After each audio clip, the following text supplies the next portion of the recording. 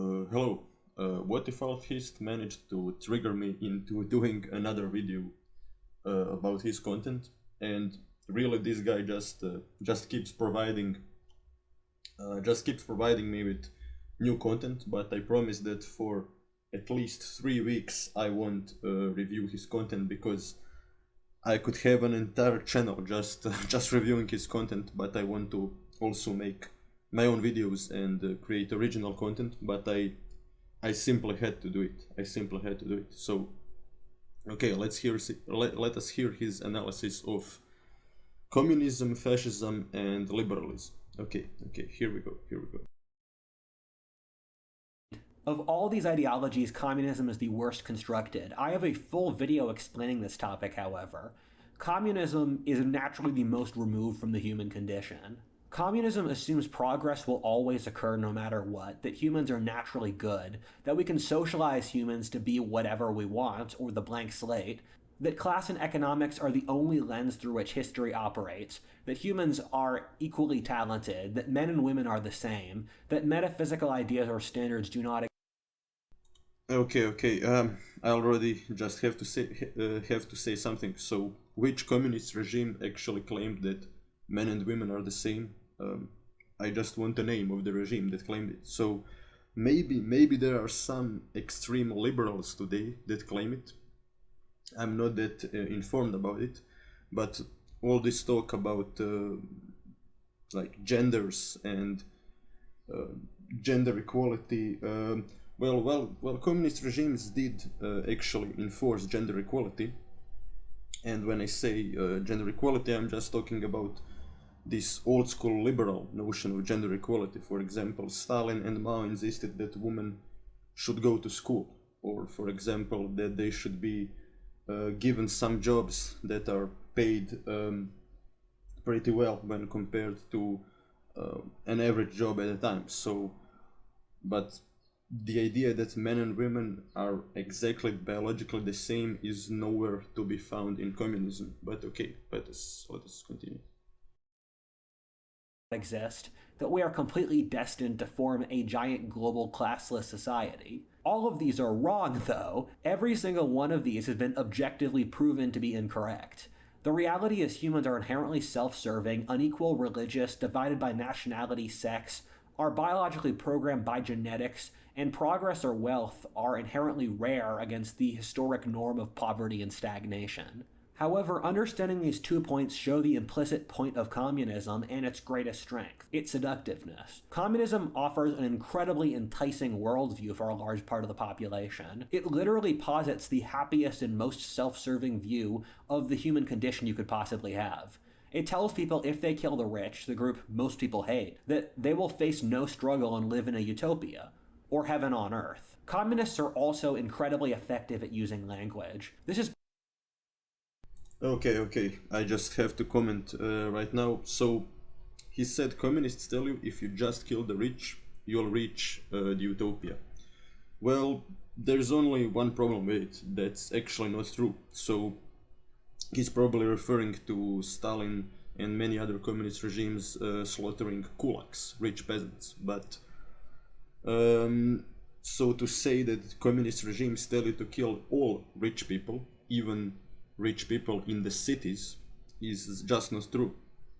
And when I say rich, I'm talking about like the fact that engineers and politicians and the fact that just some people were still paid higher in communism than others.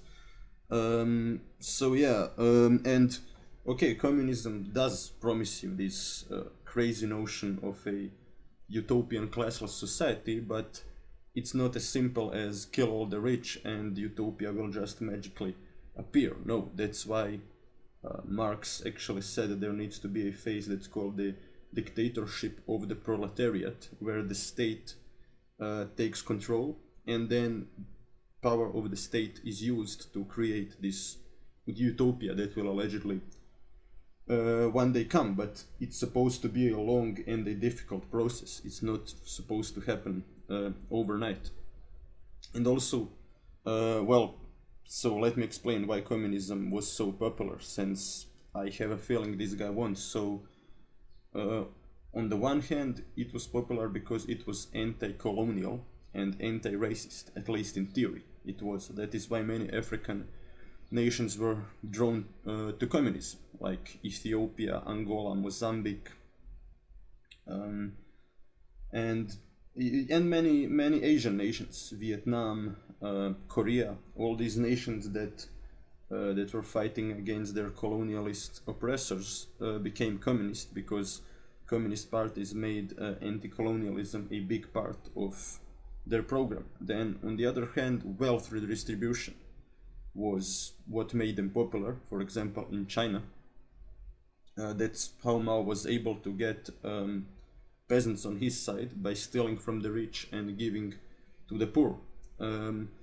And finally, well, what's interesting, this guy likes to talk about generalities, but he rarely focuses on what actually happened. So one way in which Mao Zedong also got peasants on his side, and it's pretty important according to Archie Brown, he prohibited opium. Many communist commanders, in fact, prohibited opium, at least for a long time they did, in their zones of control.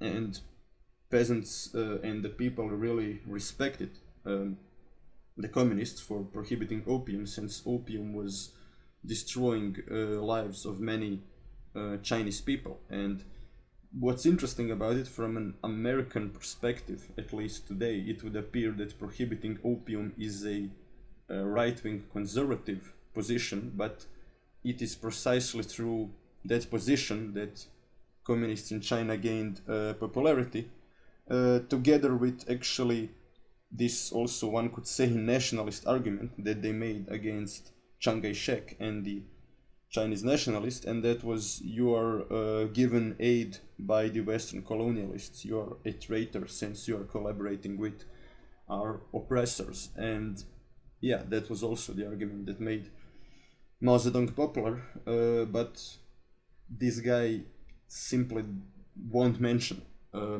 arguments that actually make sense. So on his worldview, it would appear that people just became communists for, I don't know, for this crazy belief in a utopia. But no, an average person became a communist, or at least decided to fight on the side of communism for very concrete reasons, like I'm going to get more food, my son won't be an opium addict, things like that. So okay, but let's continue.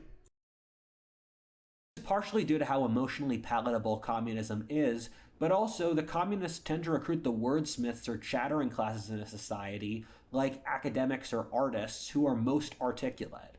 In a war of letters or propaganda, the communists will always win. However, to rope back to the Jungian point, communism's big advantage also leads to its weakness. Communism sounds on paper, must be balanced with how brutal the reality is. Communism has been tried dozens of times in every climate, civilization, and continent over the last century, so we know this is a feature, not a bug. Since communist societies abdicate responsibility on every single social level, it naturally falls to an autocratic leader. Communists always say that the perfect conditions of real communism weren't met, but if your ideology's tried that many times and fails each time and needs absolutely perfect conditions, it's just a bad ideology because the world's never going to be perfect. We even see this in the pre-modern world, where societies that were economically communist, or those who had no market since the state ran everything, were all brutal theocratic autocracies. Wait a minute, my friend. So, as opposed to what? If you are talking about ancient times, we can even talk about states that were some kind of primitive democracy, like Sparta, for example. Were Spartans the good guys? I mean, most of their population were something like slaves. Caesar, let's go with Caesar. Some liberals today like him. Caesar killed 1 million Gauls and enslaved also at least 1 million Gauls at the time when the entire Gallic population was 6 million people. So isn't that oppressive? I mean, who wasn't oppressive back then? But okay, let's move to his other his other critique, this time his analysis of fascism. As it becomes atomized. And fascism and communism both maintain group cohesion through force, which liberalism cannot. The final ideology is fascism. Fascism is in some ways the opposite of communism. It's the opposite in that communism takes the more rose-tinted view of the human condition, removed from reality. Fascism, meanwhile, makes the brutal belief that life is a Darwinistic battle for survival, in which one should try to evolve to a higher level. While humans are genetically unequal, this view of the world is largely accurate, but holy shit, that's bleak. Fascism is the closest to human nature, but it's also incredibly ugly and brutal. The thing is that... Okay, I just want to say I would disagree that it is the closest to human nature, because in the same way in which slavery and rape are in line with human nature, abolishing those things is in line with human nature. I mean, first we need to define what does it mean to be in line with human nature. Is everything that happened in history in line with human nature? I mean, by that definition, communism is perfectly in line with human nature because it happened during history. So I guess you could say some things happened more often than others, but I mean, that argument just leads to nowhere, because then you can argue, then you can, for example, say that freedom of speech is very unnatural because it didn't exist in most societies, but at the same time you can actually point out the fact that the governments for most of human history actually lacked the mechanisms to control human speech effectively. So to me, this statement that something is in line with human nature is kind of meaningless. You can make the argument about everything is in line with human nature as long as it exists. But okay, let's continue. That's completely realistic, since that's a pretty apt description of almost every pre-industrial country. Unlike communism, the fascist states had functional economies and were some of the wealthiest nations in the world, alongside fighting far above their weight class. Fascism is the most masculine, and you see problems from this in that fascist bureaucracies and militaries are often pretty incoherent because everyone is such a massive ego, and these societies push heroism and pride. For example, in Nazi Germany, each branch of the bureaucracy and military acted independently from all the others, which made a kind of crazy and inefficient system. In Imperial Japan, the military commanders would act independently from their superiors, so certain colonels would just attack foreign countries. Or military guys would assassinate politicians they didn't like, and the population was just supposed to support them because they were being very manly and heroic. In this way, communism and fascism are the opposites, because fascists had a very decentralized command structure where local commanders could disobey orders, while communism had the exact opposite, where there are stories from Soviet Russia where there was an error in the command systems which tell army units to walk into the middle of a river, and they do it even if it results in them drowning, because if they don't follow the orders exactly right, they'll all get shot. The problem with fascism is that since it keeps things so sociopathically real, it has no moral code, which makes it completely untrustworthy. Okay, let me just drop some truth bombs about history. So this guy is focused too much on generalities. So okay, generally speaking, yes, the communist armies were more centralized than the fascist armies. For example, Guderian and many good German generals were given a high degree of autonomy, which is why they were so successful in France. For example, I'm talking about Guderian. But this guy doesn't mention actually that in China, before late 1930s, and that is when Mao unites the Chinese Red Army in a very tyrannical and brutal way, Chinese communist military commanders were actually allowed to have a lot of autonomy. And there is even a fun story about how Mao Zedong became eventually a leader of the Chinese communists. So the autumn harvest uprising happens in China in 1927. Stalin gives the order to the Chinese communists to attack big cities in China. But Mao is the only commander that realizes actually this doesn't make sense. We are just all going to get slaughtered. We are too weak to actually capture the cities, and he flees with his men to the hills.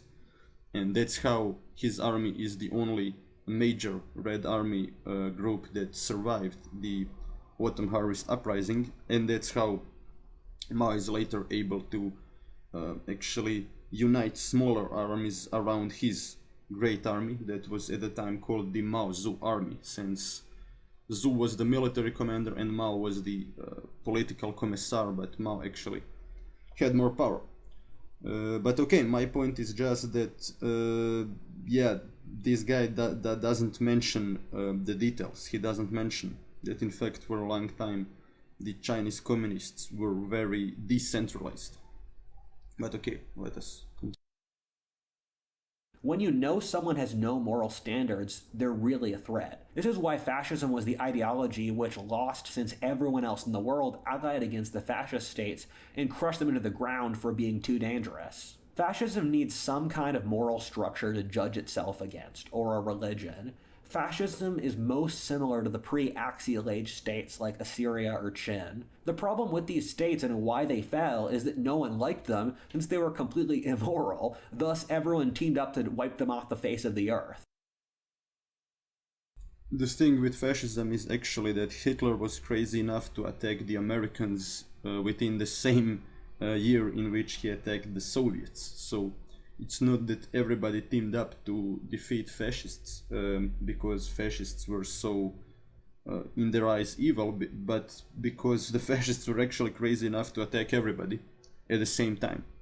And that's how fascism actually got discredited, I would argue, on the world stage, even before we realized how fanatical Hitler was in killing the Jews and other groups he disliked.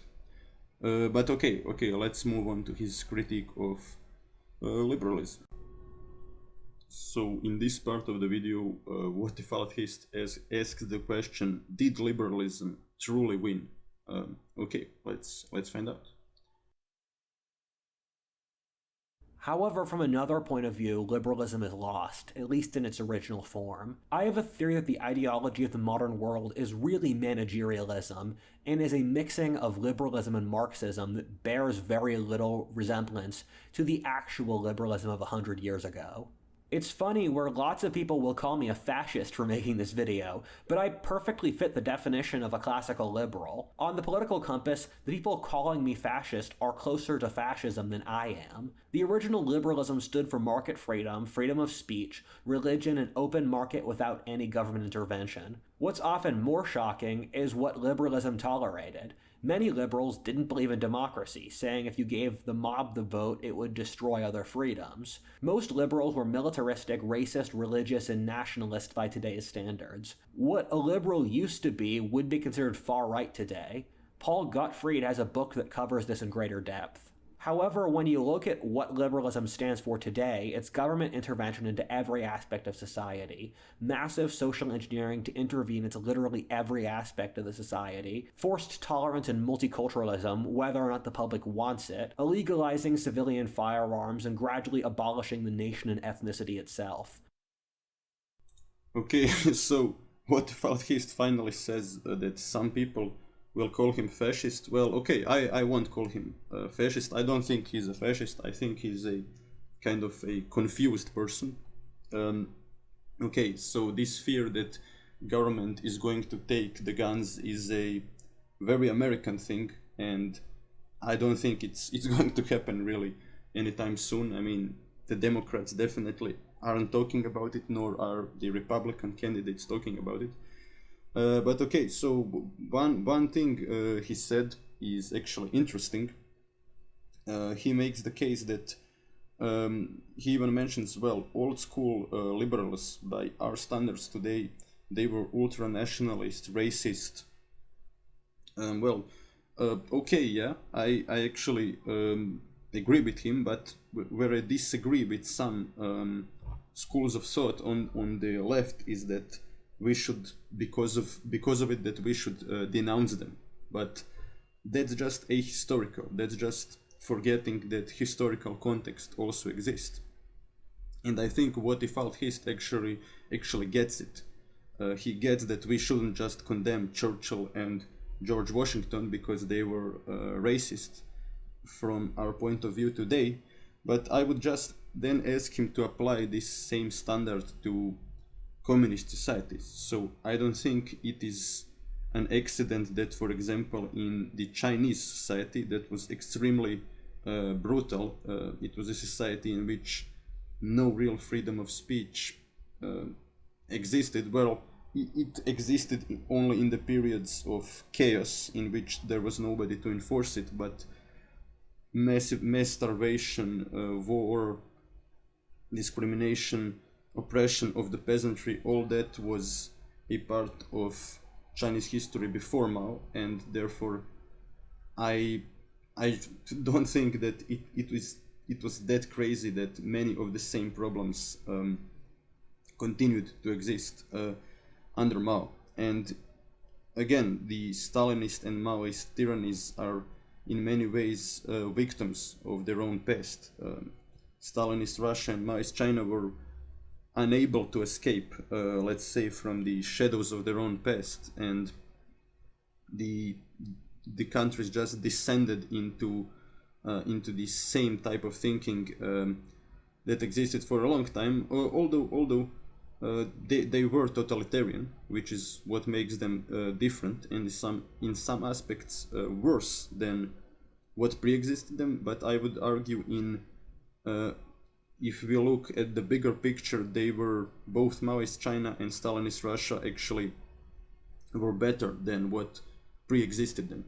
If you just look at, well, with Mao, one could say Mao at least unified China after 22 years of constant war, and also drove the colonialists from Asia, while Stalin, on the other hand, well, rapidly improved the Soviet economy in the long run, and also left his country much stronger than it was before him.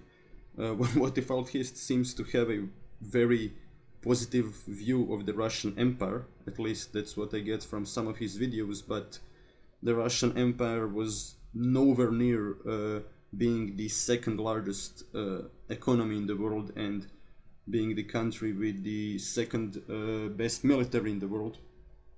And it definitely wasn't universally respected country in the same way in which the Soviet Union was during the 1970s for fighting colonialism. So yeah, I would definitely argue that that Soviet communism at least improved Russia when you compare it to what it was before communism. But also, if you look at Russia today, after communism, it's also not a nice place to be. So I'd be interested in hearing what Whatifalthist thinks about it. Is it better, for example, today in Russia than, let's say, in the 1970s? And that, according to most Russians that are old enough to remember, the best period of their lives was 1970s under Brezhnev, because although they didn't have freedom of speech and stuff like that, their purchasing power and quality of their life was high, while at the same time gulags were abolished and great purges didn't happen. But okay, I'll end my video here.